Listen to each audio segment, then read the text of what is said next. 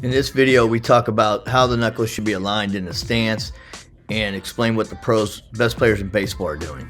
All right, so when a player gets in the stance, you want to make sure that his knuckles are aligned properly so that when he swings through, he has a palm up, palm down, and he doesn't roll over. So what you want to do is you want to start with the big knuckles lined up with the door knocking knuckles. So the way it works is these big knuckles on the bottom hands will be lined up with the door knocking knuckles of the top hand, and then the door knocking, that means that your door knocking knuckles of the bottom hand will be lined up with the big knuckles of the top hand.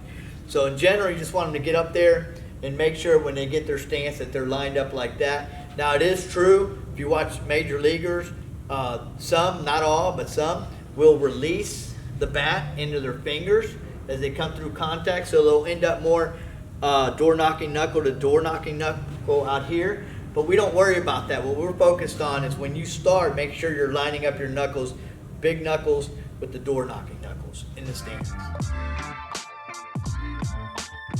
Strokeball analyzed the top 10 Major League batting average leaders in 2023 to see what the players are doing with their hands, how they're lining up their hands in the stance.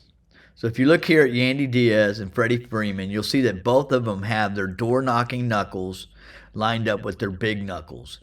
Yandy on the left here, you can clearly see that his knuckles are lined up. And also when you look at Freddie Freeman on the right, same thing.